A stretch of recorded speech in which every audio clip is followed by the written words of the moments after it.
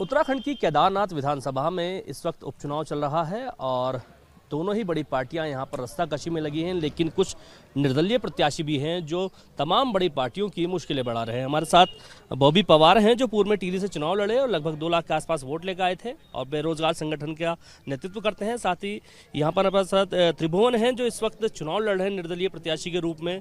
बॉबी, मैं पहले आपसे बात करना चाहूँगा, आपने चुनाव लड़ा टिहरी का, आपके पास काफ़ी अनुभव है, तो ये अनुभव क्या इस चुनाव में काम आ रहा है? नहीं, बिल्कुल चुनाव में ये अनुभव काम आ रहा है और वो साथ भी काम आ रहा है। हमारे इस चुनाव में ये सभी साथी सहयोग कर रहे थे, सभी साथी लगे हुए थे और आज हमारा भी दायित्व था कि हमारे साथी जो खड़े हुए हैं या प्रदेश के भीतर जो भी इस प्रकार से खड़े होंगे उनके साथ हमें खड़ा रहना है। क्योंकि जिस प्रकार से आज केदार घाटी में पूरे सब जो हमारे राष्ट्रीय पार्टियां हैं उन्होंने अपने बड़े बड़े सारे नेताओं को उतार दिया है और मैं ये कहना चाहूँगा कि उनके अपनी विधानसभाओं में जाकर देखिए, उनके अस्पतालों के हाल देखिए, उनके विधानसभाओं के अंदर शिक्षा के हाल देखिए, आप उनकी सड़कों के हाल देखिए। पर यो यहाँ आके क्या जताना चाहते हैं? हम सीधा सा सिंपल सा फंडा है कि 25 वर्षों में जो इस प्रदेश में लूट खसोट हुई है उस लूट खसोट को बंद करने के लिए भाई त्रिभुवन चौहान को केदार घाटी के लोगों से निवेदन करते हैं कि इनको मजबूत करें और कहीं ना कहीं ये विचारधारा जिस दिन इस उत्तराखंड में स्थापित होगी तो निश्चित तौर पर ये केदार घाटी के लोगों का ये कहीं ना कहीं एक उत्तराखंड पर मुझे लगता है कि विश्वास होगा कि उत्तराखंड के अंदर इस प्रकार की विचारधाराएं स्थापित करने के लिए केदार घाटी वासियों का सहयोग रहेगा।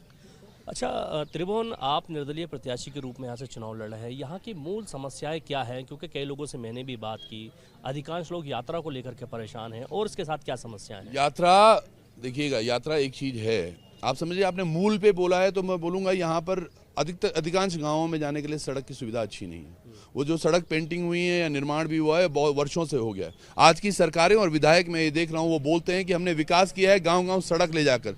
सर, सड़क विकास का कभी भी वो नहीं है पैमाना। सड़क जरूरत है और आप जरूरत किसी की पूरी कर रहे हो तो आप विकास पे नहीं करो, यानी कि आप केवल किसी को उनकी सुविधाएं दे रहे हैं।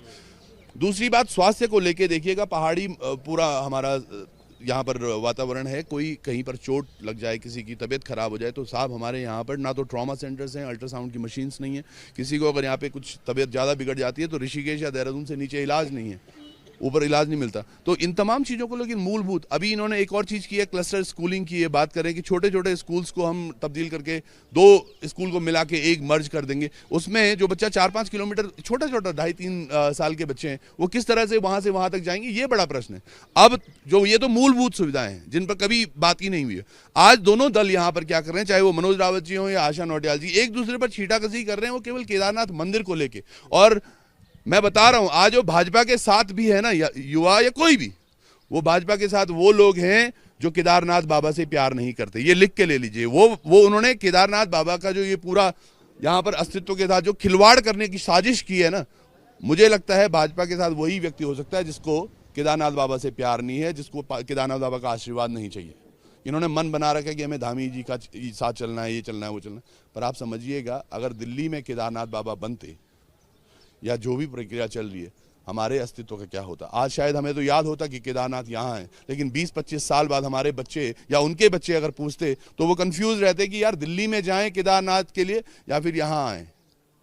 और सबसे बड़ी बात, हमारा सारा यहाँ का जितना भी रोजगार है वो केदारनाथ धाम पर ही आश्रित है। यानी कि आप हमारा एक बचा कुछ जो रोजगार का वो है उस पर भी कुठाराघात करने वाले हैं, तो हमारे युवा खाएंगे कैसे? आप यकीन मानिएगा, यहाँ कोई एक छोटा सा एसएमई या एमएसएमई भी नहीं है, कोई इंडस्ट्री नहीं है, कोई कारखाने नहीं है जहाँ हमारे युवा जॉब कर सकते हैं। और ये केवल यही नहीं, ऋषिकेश से ऊपर कोई भी नहीं है। तो ये नेता आज तक आके केवल बरगला रहे हैं लोगों को कि हम ऐसा करेंगे वैसा करेंगे, और उसके बाद क्या?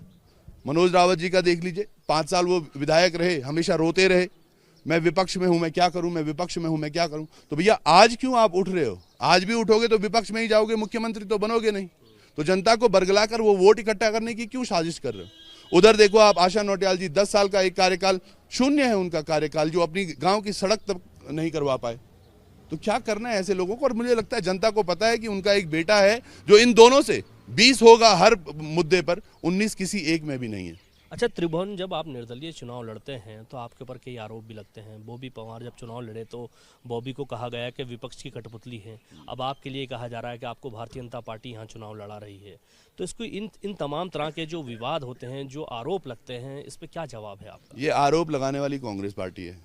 उनका आज तक कोई काम नहीं करना। अब देखिएगा, अगर मुझे भाजपा की ए टीम ही बनना होता तो हम धामी जी को खुली चुनौती नहीं देते, हम चुनौती नहीं देते आशा नौटियाल जी को या किसी भी उस प्रत्याशी को। आशा नौटियाल जी को टिकट इसलिए मिली है क्योंकि केदार घाटी का एक लाल जो 3 महीने से संवाद कर चुका था कि हम चुनाव में आ रहे हैं, वो घाटी की टिकट एक जगह ना हो जाए, घाटी की वोट एक जगह ना हो जाए, इसलिए आशा जी को टिकट दी। 10 दिन बाद उनको समझ में आया ये आशा की तो टिकट हमारी गलत हो गई, क्योंकि अगर ऐसा होता टिकट तो शायद आज फिर शैला रानी जी के फोटो उनके मैनिफेस्टो पे बड़ा बड़ा नहीं छपा होता। वो फोटो डालने का मतलब यही कि वापस से हमें वो श्रद्धांजलि वाली फीलिंग दोबारा। आपने भी प्रयास किया था भाजपा से टिकट के लिए? भाजपा से टिकट, सर भाजपा अगर खुद चल के भी आती टिकट देने के लिए तो हम तब भी ना बोलते, क्योंकि ये दोनों दल हैं जिनमें जो आज मैं बता रहा हूं ना आपको, जो प्यार नहीं करता होगा केदारनाथ जी से, जो उत्तराखंड से प्यार नहीं करता, वो भाजपा और कांग्रेस से प्यार करता है। उत्तराखंडियत पहाड़ियत की ये बात ही नहीं करते हैं। आज मैं बता रहा हूं, दोनों दल केवल केदारनाथ मंदिर के इर्द गिर्द घूम कर ही राजनीति कर रहे हैं। कोई व्यक्ति ये कहने के लिए तैयार नहीं है कि मैंने अपने 5 साल में ये काम किया है, मैंने अपने 10 साल में ये काम किया है। मंदिर में क्या हो रहा है, मंदिर सोना हो गया, ये हो गया, मैं समझ गया वो सारी चीजें हैं, लेकिन तुम अपनी बुनियादी सवालों पर कब जवाब देंगे? जनता वही तो पूछ रही है। आज ये जो भीड़ आप देख रहे हैं ना युवाओं की, ये सब परेशान हैं, इन सब के रोजगार दे। कोई खच्चर वाला हमारे साथ चल रहा है, तो कोई एक ऐसा भाई है जिसके 2-2, 3-3 होटल्स थे, कोई किसी का वो लीज वाला लड़का भाग गया, किसी के लोन्स रीपेमेंट नहीं हो रही है। एक भाई ये है, इसका यही फाटा जहां पर हम हैं, यहाँ आगे इसने 2-3 खोखे खोले हुए थे, वो खोखे तो इन्होंने तोड़ दिए, लेकिन बगल में एक बाबा को बिठा रखा है और बाबा ने पक्का अपना कर दिया। तो हमारे स्थानीय भुगतते रहेंगे, ये बाहर वालों को यहाँ पे बिठाते रहेंगे। भाजपा की आप बात कर रहे हैं बी टीम, तो ये भाजपा वही टीम है सर जो अभी तुगनाथ बाबा जी का जिन्होंने रास्ता तोड़ा, तो इनके साथ हम मतलब ही नहीं बनता। और कांग्रेस, ये यकीन मानिए, उनके पास है नहीं कुछ बोलने के लिए। हम बोलते हैं आपने काम ही नहीं किया। हमने पिछले 6-7 वर्षों में पत्रकारिता से, आप भी देख रहे हैं, लगातार छोटे छोटे मुद्दे उठा रहे हैं और उत्तराखंड के किसी भी कोने में जाके निस्वार्थ भाव से वो मुद्दे हम उठा रहे हैं। आज इनका वही है कि यार त्रिभुवन चौहान की काट कैसे की जाए, यानी कि एक काम करते हैं, जो भाजपा की तरफ से हमें कांग्रेस को शिफ्ट होने वाला था वोट, वो तो त्रिभुवन चौहान को जा रहा है। इससे अच्छा हम ये बोल देते कि ये भाजपा का टीम। तो हर व्यक्ति जानता है इनकी कहानियां, इनकी बातें, बस अब यहाँ से चीजें अच्छी होनी है, उसी पर आगे विचार होगा, पर ऐसा बिल्कुल नहीं है। अच्छा, अब मेरा एक आखिरी सवाल है आपसे।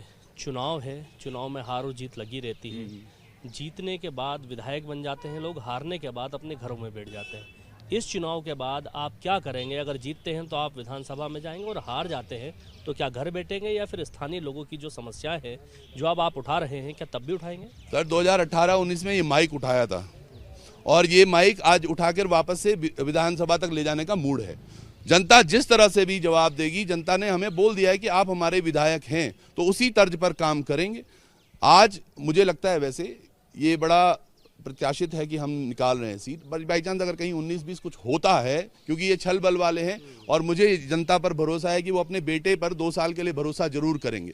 अगर ऐसा कुछ होता है 19-20, तो आप यकीन मानिएगा 23 तारीख को रिजल्ट होगा, 24 तारीख को हम वापस से धरातल पर होंगे और उन्हीं सवालों पर के बीच में होंगे कि भैया आपने किया क्या है हमारे, और ये काम करवाएंगे, चाहे आगे या पीछे। अब तक भी करवाते आए हैं, कई सड़कें हैं, कई स्कूलों के निर्माण अभी भी कराए हैं माइक के माध्यम से, तब भी करेंगे लगातार, लेकिन जनता के बीच में रहेंगे। पहले भी थे, आज भी हैं। ये तो मौका बना है, कभी राजनीति नहीं करनी थी। आप समझिएगा, इन बच्चों का, इन युवाओं का, उन बुजुर्ग का, उन महिलाओं का दर्द देखकर हम ये सोच रहे हैं कि चुनाव में उतरें, तो हमेशा ये करते ही रहेंगे। हमारे साथ बात करने के लिए त्रिभुवन थे और बॉबी पंवार थे। युवाओं की एक टीम है जो इस वक्त चुनाव में उतरी है। केदारनाथ विधानसभा में चलने वाले उपचुनाव में निर्दलीय प्रत्याशी दोनों ही बड़ी पार्टियों की नींद उड़ाने का काम कर रहे हैं। न केवल बॉबी पंवार या फिर कहें त्रिभुवन चौहान, बल्कि और भी कई ऐसे प्रत्याशी हैं जो छोटे छोटे दलों से चुनाव लड़ रहे हैं, जो बड़ी पार्टियों को बड़ा नुकसान पहुंचा सकते हैं।